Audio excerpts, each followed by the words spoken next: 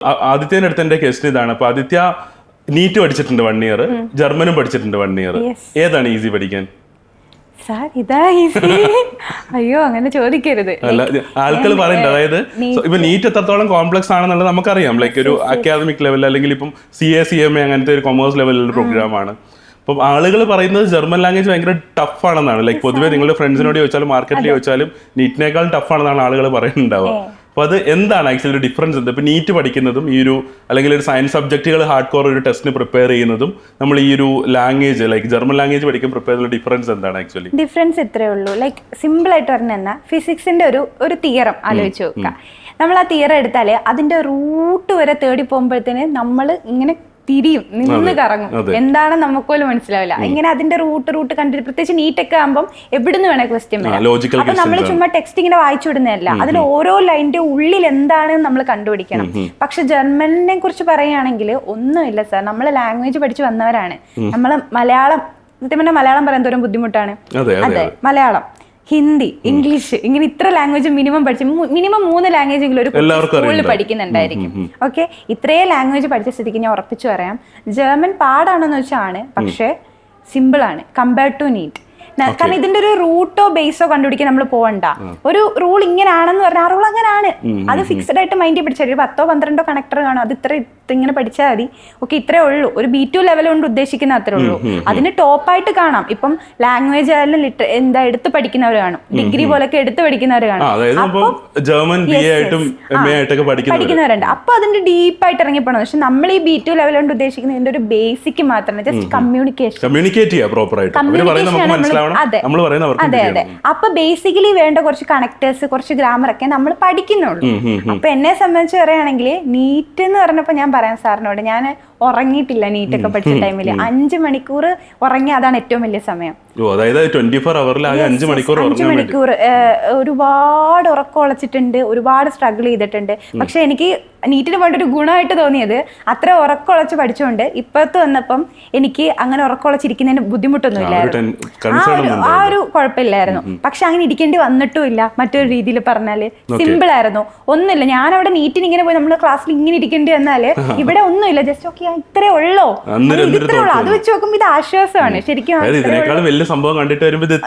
ഉള്ളൂ നമുക്ക് തോന്നും. ഞാൻ നീറ്റിന്റെ ഒക്കെ ടൈമില് സത്യം പറഞ്ഞാൽ കരയാത്ത ദിവസമല്ല, എന്നും വിട്ടു വിളിച്ച് കരച്ചില്ല. ഇതെങ്ങനെ പഠിക്കും, ഇത്രയുള്ള ടെക്സ്റ്റ് ഒക്കെ, അത് വെച്ചോക്കും ഇത് ഇത്ര ഉള്ള ഒരു പുസ്തകമേ ഉള്ളൂ, അത് പഠിക്കാനാണ് ഇത്രയും ടഫ് എന്ന് പറയുന്നത്. പിന്നെ ടഫ്നെസ് വരും നമുക്ക്.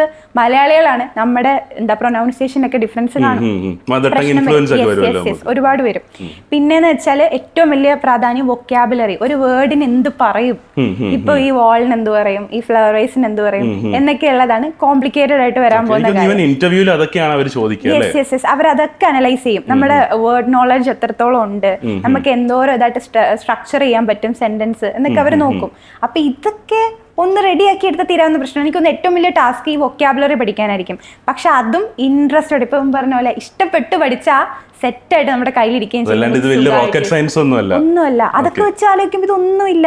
അമ്മ അതിന്റെ 1% പോലും ഇല്ല. Even Adithya NEET 1 year repeat ചെയ്തൊരു എക്സ്പീരിയൻസ് എന്ന് പറയുകയാണ്. നിങ്ങൾ നീറ്റ് പോലത്തെ അല്ലെങ്കിൽ സയൻസ് സബ്ജക്ട് പഠിക്കാൻ കാണിക്കുന്നതിന്റെ ഒരു 1% ഇന്റലിജൻസ് ഉണ്ടെങ്കിൽ നിങ്ങൾക്ക് പഠിക്കാൻ പറ്റുന്ന ഒരു കാര്യമാണ് ലാംഗ്വേജ്. കാര്യം ലാംഗ്വേജ് പഠിക്കാനായിട്ട് നിങ്ങൾക്ക് ഡീപ്പ് ഇന്റലിജൻസിന്റെ ആവശ്യമില്ല. ഇപ്പം അഫ്ലഹും പറഞ്ഞില്ല, പ്രാക്ടീസ് ചെയ്യാന്നുള്ളത് മാത്രമേ എൻ്റെ സൊല്യൂഷൻ ഉള്ളൂ. കാര്യം ഇതിൽ വേറൊരു പ്രശ്നം എന്താ വെച്ചാൽ, നമ്മളിപ്പോൾ ഇത്രയും കാലം നമ്മളിപ്പോൾ ലാംഗ്വേജ് പഠിച്ചു. ഇപ്പോൾ അഫ്ലഹ് തീർച്ചയായിട്ടും അറബിക്ക് പഠിച്ചിട്ടുണ്ടാവും, ഹിന്ദി പഠിച്ചിട്ടുണ്ടാവും, ഇംഗ്ലീഷ് പഠിച്ചിട്ടുണ്ടാവും, മലയാളം ഉണ്ടാവും. അപ്പം ആദിത്യൻ തീർച്ചയായിട്ടും ഹിന്ദി, ഇംഗ്ലീഷ്, മലയാളം പഠിച്ചിട്ട് ഞാനും പഠിച്ചിട്ടുണ്ട്.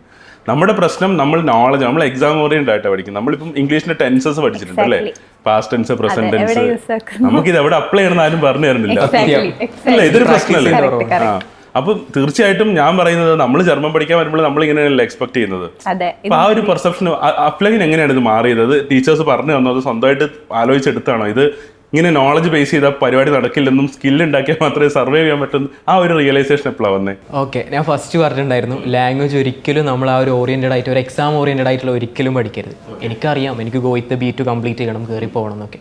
ബട്ട് അത് നമ്മൾ ഒരിക്കലും മൈൻഡ് സെറ്റിൽ വെക്കരുത്. ക്ലിയർ ചെയ്യണം. അത് ഓട്ടോമാറ്റിക്കലി നമ്മൾ ഇതൊക്കെ ചെയ്യുന്നുണ്ടെങ്കിൽ ഉറപ്പായി നമ്മൾ ക്ലിയർ ആവും, ക്ലിയർ ആയിക്കോളും. അപ്പോൾ നമ്മൾ ആ ഒരു ഓറിയന്റഡ് ആയിട്ട് ചെയ്യാം. നമുക്ക് സംസാരിക്കാൻ പറ്റണം. ഏതൊരു ടോപ്പിക് കിട്ടിയാലും ഇപ്പോൾ നമുക്ക് B2 ഒക്കെ എടുക്കാം. B2 ഒക്കെ എടുത്തു കഴിഞ്ഞാൽ ഒരു A2 മുതൽ തന്നെ നമുക്ക് ഇപ്പോൾ ഒരു ടോപ്പിക് വരും. ജസ്റ്റ് റാൻഡ് ആയിട്ടുള്ള ഇപ്പം ഇപ്പം നമ്മളുടെ ലോകത്ത് നടക്കുന്ന എന്തെങ്കിലും ഒരു പ്രശ്നമായിരിക്കാം, അത് തന്നിട്ട് അതിനെക്കുറിച്ച് സംസാരിക്കാൻ പറയും. അതിനെക്കുറിച്ച് സംസാരിക്കാൻ പറ്റണം, ആ രീതിയിലേക്ക് നമ്മൾ എത്തണം. ലൈക്ക് അതായത് ഏത് ടോപ്പിക് കിട്ടിയാലും നമുക്കത് കമ്മ്യൂണിക്കേഷൻ ചെയ്യാൻ പറ്റണം. അതായത് എന്താണ്, നമുക്ക് എന്ത് കിട്ടിയാലും ഏതിനെക്കുറിച്ചും സംസാരിക്കാൻ പറ്റണം. നേരെ മറിച്ച് ഒരു എന്താണ് എക്സാം പോയിന്റ് ഓഫ് വ്യൂവിൽ നമ്മൾ അതൊരിക്കലും പരിപാടി നടക്കില്ല. ഞാൻ ചോദിക്കുന്നത്, ഇപ്പോൾ നമ്മൾ ഗോയിത്താലോ ടെൽക്കിലോ OSDയിലോ ECL എവിടെ എക്സാമിന് പോയാലും ഈ പ്രീസെറ്റ് ക്വസ്റ്റ്യൻസ് ആണോ വരിക, അതോ ഇങ്ങനത്തെ സെനാരിയോസ് ആണോ നമുക്ക് കിട്ടുക? നമുക്ക് അറിയത്തില്ലാത്ത കാര്യങ്ങളാണോ വരാൻ ചാൻസ് ഉള്ളത്? എന്താണ് മനസ്സിലായില്ല? അതായത് ഗോയിത്തയിലോ ടെൽക്കിലൊക്കെ നമ്മൾ എക്സാം എഴുതാൻ പോയായിരിക്കും, ഇപ്പോൾ പ്രശ്നം നമുക്ക് കിട്ടുന്ന ടോപ്പിക്ക് നമുക്ക് നേരത്തെ അറിയില്ലല്ലോ. ഇല്ല ഇല്ല ഇല്ല. അപ്പം ഞാൻ പറയുന്നത്, അപ്പോൾ കാണാതെ പഠിച്ചു പോയിട്ടുണ്ടെങ്കിൽ നമുക്ക് ഒരിക്കലും സ്കോർ ചെയ്യാൻ പറ്റില്ലല്ലോ. ലൈക്ക് അവരെന്താ നോക്കുന്നത്, നമ്മുടെ നോളജ് ആണോ അത് സംസാരിക്കാനുള്ള സ്കില്ലായിരിക്കുമോ അല്ലെങ്കിൽ കമ്മ്യൂണിക്കേറ്റ് ചെയ്യാനുള്ള സ്കില്ലല്ല? അവർ സ്കില്ലാണ് ബേസിക്കലി നോക്കുന്നത്. സ്കില്ല് നോക്കും, അതുപോലെ തന്നെ നമുക്ക് എങ്ങനെയൊക്കെ ആ കമ്മ്യൂണിക്കേഷൻ പോസിബിൾ ആക്കാൻ പറ്റും. ലൈക്ക് നമ്മളുടെ വൊക്കാബ് ലെവൽ നോക്കുക. അതാണ് ഞാൻ പറഞ്ഞത്, ഒരു ലാംഗ്വേജിൽ ഇമ്പോർട്ടൻ്റ് ആയിട്ടുള്ള ഒരു റോൾ എന്ന് പറയുന്നത് വൊക്കാബിനാണ്. വൊക്കാബാണ് ഏറ്റവും ഇമ്പോർട്ടൻറ്റ്. നമ്മൾക്കിപ്പോൾ അറിയണം ഒരു സാധനം കിട്ടിയാൽ അതിനെക്കുറിച്ച് എന്താണ് പറയുന്നത്, അതിനെ ജർമ്മനിൽ എന്താണ് പറയുന്നത്, എന്നാലും നമ്മൾക്ക് അവിടെ പറയാൻ പറ്റുള്ളൂ. ഞാൻ നേരത്തെ പറഞ്ഞു സാറിനോട്, ലൈക്ക് ഒരു ടോപ്പിക്ക് തന്നെ സംസാരിക്കാൻ പറയും. ഇപ്പം കാറിനെ കുറിച്ചാണ് ടോപ്പിക് എന്നുണ്ടെങ്കിൽ കാറിൻ്റെ ലൈക്ക് എന്താ സ്റ്റിയറിങ്ങിനെ കുറിച്ച് എന്താ പറയുന്നതെന്ന് അറിയണ്ടേ? എക്സാമ്പിൾ അത് തന്നെയാണ് മെയിനായിട്ട് പറയാനുള്ളത്. ലൈക്ക് നമ്മളെല്ലാം ഏത് രീതിയിലും നമുക്ക് നമ്മുടെ കമ്മ്യൂണിക്കേഷൻ പോസിബിൾ ആക്കാൻ പറ്റണം. ഇപ്പോൾ എനിക്ക് ഇത് അഫ്ലഹ് പറഞ്ഞതെന്ന് എനിക്ക് മനസ്സിലായത്, ഇപ്പോൾ ഫോർ എക്സാമ്പിൾ ഇപ്പം കുറേ ടോപ്പിക്കുകളുണ്ട്. ഇപ്പോൾ പൊളിറ്റിക്സ് ആണെന്ന് വിചാരിക്കും. ഇപ്പോൾ ഞാൻ അഫ്ലഹിനെ കുറിച്ച് അഫ്ലഹിനോട് ചോദിക്കണം, അഫ്ലഹ് ഒട്ടും ഫോളോ ചെയ്യാത്തൊരു സബ്ജക്ട്, മേ ബി ഒരു ഇന്റർനാഷണൽ പൊളിറ്റിയോ അങ്ങനെ എന്തെങ്കിലും വിചാരിക്കും. ഇപ്പോൾ US ഇലക്ഷൻസിനെ കുറിച്ച് ഫോളോ ചെയ്യാത്ത ഒരാളാണെന്ന് വിചാരിക്കും. ഞാൻ ചോദിച്ചിട്ടുണ്ടെങ്കിൽ മേ ബി ഡൊണാൾഡ് ട്രംപ് എന്ന് പറയാൻ പറ്റും, കുറച്ച് മിനിമൽ കാര്യങ്ങളെ പറയാൻ പറ്റുള്ളൂ. പക്ഷെ അഫ്ലഹിന് ഭയങ്കര ഇഷ്ടമുള്ള ഒരു ഏരിയ മെഴ്സിഡീസ് ബെൻസ് പറഞ്ഞ കാർ ഇഷ്ടമാണെന്ന് വിചാരിക്കും. എനിക്ക് വെച്ച് വാതോരാതെ പറയാൻ പറ്റുമല്ലോ. അപ്പോൾ എനിക്ക് തോന്നുന്നത് വൊക്കാബൊക്കെ ഇമ്പ്രൂവ് ചെയ്യണമെന്നുണ്ടെങ്കിൽ അതൊരിക്കലും ഒരു ടാസ്ക് ആയിട്ട് നമ്മൾ കാണരുത്. ഇൻസ്റ്റഡ് ഇഷ്ടപ്പെടുക ഈ സാധനത്തെ അങ്ങോട്ട്. ഇപ്പോൾ ജർമ്മനി എന്ന് പറഞ്ഞാൽ കൺട്രി അങ്ങ് ഇഷ്ടപ്പെടും. ഇപ്പം ഞാനിങ്ങനെ ആലോചിച്ചു, ഞാൻ ഇന്നാൾ ഇരുന്നിട്ട് എന്നെ തന്നെ ഇങ്ങ് ടെസ്റ്റ് ചെയ്ത് എനിക്ക് എത്ര സിറ്റീസിൻ്റെ പേര് പറയാൻ പറ്റും. അപ്പോൾ ഞാൻ നോക്കുമ്പോൾ ഓക്കെ ഒരു 10 പറയാൻ പറ്റണം. അപ്പോൾ എനിക്ക് ഇതിൻ്റെയും കൂട്ടണം. അപ്പോൾ എനിക്കത് കൂടുതൽ അറിയാൻ പറ്റും. അപ്പോൾ ഞാൻ നോക്കുമ്പോൾ ഓക്കെ ബെർലിൻ എന്ന് പറഞ്ഞാൽ അവരുടെ ക്യാപിറ്റലാണ്, അതിനൊരു ഇമ്പോർട്ടൻസ് ഉണ്ട്. ഫ്രാങ്ക്ഫർട്ട് വേറൊരു കൾച്ചറാണ്, ലൈക്ക് മ്യൂണിക്ക് വേറൊരു കൾച്ചറാണ്, ലൈക്ക് ഹാംബർഗിന് വേറൊരു ഇമ്പോർട്ടൻസ് ഉണ്ട്. അപ്പം അങ്ങനെ ഞാൻ ട്രൈ ചെയ്യാണ്. ഇപ്പം എനിക്ക് തോന്നുന്നു അങ്ങനെ സംസാരിക്കുന്നത്. ഇപ്പോൾ ഫോർ എക്സാമ്പിൾ ഇപ്പം കാർസിനെ കുറിച്ച് ഇൻട്രസ്റ്റഡ് ആയിട്ടുള്ള ഒരാൾ, ഇപ്പോൾ ഫോർ എക്സാമ്പിൾ കാർസിനെ കുറിച്ച് അറിയുന്ന ഒരാൾക്ക് 50 കാറിൻ്റെ പാർട്സ് പറയാൻ പറഞ്ഞാൽ അത്ര ഡിഫിക്കൽട്ടി ഒന്നും ഉണ്ടാവില്ലല്ലോ. അവന് ഇഷ്ടപ്പെട്ട ആ കാര്യങ്ങൾ മനസ്സിലാക്കുന്നുണ്ടല്ലോ. അപ്പോൾ ആരും നമ്മളൊരു സ്കൂളിൽ പോയിട്ടല്ലല്ലോ കാറിൻ്റെ 50 പാട്ട് എഴുതി പഠിച്ചതല്ലല്ലോ. അപ്പം ഞാൻ ബിടെക് പഠിച്ചിട്ടുണ്ട്, ഞാൻ IC എഞ്ചിൻസിൻ്റെ പാട്ട് പഠിച്ചിട്ടുണ്ട്. എനിക്ക് ഈ IC എഞ്ചിൻ്റെ പാട്ട് അതിന് മുമ്പും കേട്ടിട്ടുണ്ട്. ഞാനത് അക്കാദമിക്കലി പഠിച്ചൊരു കാര്യമല്ല. അപ്പോൾ എനിക്ക് അത് ഭയങ്കര റെലവൻ്റ് ആണ്. നമ്മൾ ഇഷ്ടപ്പെട്ട് പഠിക്കുന്ന ഒരു കാര്യം ഭയങ്കര റെലവൻ്റ് ആണ്. അപ്പോൾ എന്നെ കേൾക്കുന്നവരോട് നിങ്ങളൊരു കാര്യം ഡിസൈഡ് ചെയ്യുക. അതായത് ഇത് ഭയങ്കര ഹെക്റ്റിക് ആയിട്ടുള്ള ഒരു കാര്യമായിട്ട്, ഇതൊരു കീറാമുട്ടിയായിട്ടൊക്കെയാണ് കാണുന്നതെന്നുണ്ടെങ്കിൽ തീർച്ചയായിട്ടും ജർമ്മൻ ലാംഗ്വേജിന് അങ്ങനെയല്ല. നിങ്ങൾ ജർമ്മൻ ലാംഗ്വേജ് അല്ല, ഏതൊരു ഫോറിൻ ലാംഗ്വേജിനെ അങ്ങനെയല്ല നിങ്ങൾ അപ്രോച്ച് ചെയ്യേണ്ടത്. ഇത് കറക്റ്റായിട്ടൊരു മെത്തഡോളജി ഉണ്ട്. നിങ്ങൾ ആ കൾച്ചറിനെ ഇഷ്ടപ്പെട്ട് വരിക എന്നുള്ളതാണ്. അപ്പോൾ അതിന് സിമ്പിൾ ഒരു എക്സാമ്പിളാണ്, ഇപ്പം ജർമ്മനിയിലെ ഓണമാണ് ഒക്ടോബർ ഫെസ്റ്റ് അല്ലേ, ജർമ്മനിലെ ദിവാലിയാണ് ഒക്ടോബർ ഫെസ്റ്റ്. നമ്മളിവിടെ ഒക്ടോബർ ഫെസ്റ്റ് സെലിബ്രേറ്റ് ചെയ്തു. അപ്പോൾ അതെന്താണ്, നമ്മൾ ജർമ്മനിൽ ഒരു കൾച്ചറിലേക്ക് കൊണ്ടുവരുവാണ് അല്ലേ. നിങ്ങൾ ജർമ്മൻ മൂവീസ് ഒക്കെ കാണാൻ തുടങ്ങിയോ? കാണാറുണ്ട്. ലൈക്ക് നമ്മൾ സ്റ്റാർട്ട് ചെയ്ത മുതൽ തന്നെ കാണാറുണ്ട്. സീരീസുകൾ, അതുപോലെ തന്നെ പോഡ്കാസ്റ്റ് ഒക്കെ ഉണ്ട്. ഒരു എക്സാമ്പിൾ പറയുകയാണെങ്കിൽ കോഫി ബ്രേക്ക് എന്നൊക്കെ പറഞ്ഞ പോഡ്കാസ്റ്റ്, ഇവർക്ക് 2 പോഡ്കാസ്റ്റുകൾ സജസ്റ്റ് ചെയ്യും. കോഫി ബ്രേക്ക് വിത്ത് ജർമ്മൻ ഉണ്ട്. അതുപോലെ തന്നെ നിങ്ങളിപ്പോൾ സീരീസ് ആണ് കാണുന്നെങ്കിൽ നെറ്റ്ഫ്ലിക്സിൽ നിങ്ങൾ എത്രയോ പേര് ഡാർക്ക് കണ്ടിട്ടുണ്ടാവും. പക്ഷേ ഡാർക്ക് നിങ്ങൾ എല്ലാവരും കണ്ടത് ഇംഗ്ലീഷിലായിരിക്കും.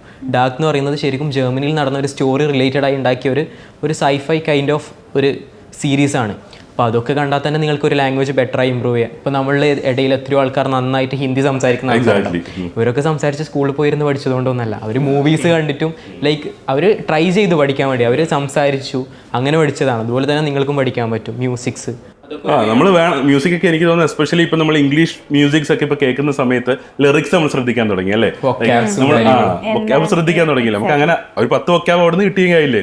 ആ സോങ് റിപ്പീറ്റഡ്ലി നമ്മൾ കേൾക്കുമ്പോൾ ഓട്ടോമാറ്റിക്കലി നമ്മൾ ആ ചേഞ്ചിലേക്ക് വരുവാണ്. Again coming back to your study plan, like ഇപ്പോൾ നീറ്റിന് 5 മണിക്കൂർ ഇറങ്ങിയിട്ടുള്ളതെന്ന് പറഞ്ഞു. ഇവിടെ വന്നപ്പോൾ എങ്ങനെയായിരുന്നു? ക്ലാസ് 4 മണിക്കൂറാണെന്ന് എല്ലാവർക്കും അറിയാം. ബാക്കി ഒരു പ്ലാനിങ് സ്ട്രക്ചർ അവരൊക്കെ എങ്ങനെയായിരുന്നു? അതായത് ഒന്നും പഠിച്ചില്ല എന്നൊരു ഫീൽ വരുമോ? ഓക്കെ, ചെയ്തിട്ടില്ലായിരുന്നു ലിറ്ററലി, ബട്ട് എന്നാൽ അപ്രോക്സിമേറ്റ്ലി ലൈക്ക് ഒരു സത്യം പറഞ്ഞാലോ 4 മണിക്കൂറാണ് എഡ്യൂഫ്ലറിലെ ക്ലാസ്. ഓക്കെ, ഞാൻ ആഫ്റ്റർനൂൺ ബാച്ച് ആണ്. 1:30 to 5:30 ഉള്ള ക്ലാസ്സിൽ നല്ല കോൺസെൻട്രേഷൻ കൊടുക്കുമായിരുന്നു. ആ ടൈം വേറെ ഒന്നുമില്ല, ഫോണൊക്കെ മാറ്റി വെക്കും, കറക്റ്റ് ക്ലാസ് അന്നേരം തന്നെ ഡൗട്ട് ക്ലിയർ ചെയ്യും. അപ്പൊ തന്നെ ക്ലിയർ ചെയ്യും. സാർ ഇതെങ്ങനെയാണ്, ഓക്കെ ഇതിങ്ങനെയാണോ, എന്നിട്ട് 2-3 എക്സാമ്പിൾ സ്വന്തമായിട്ട് എഴുതി കാണിക്കും. ഓക്കെ ഇതിങ്ങനെയാണ്, ഐഡിയ കിട്ടി.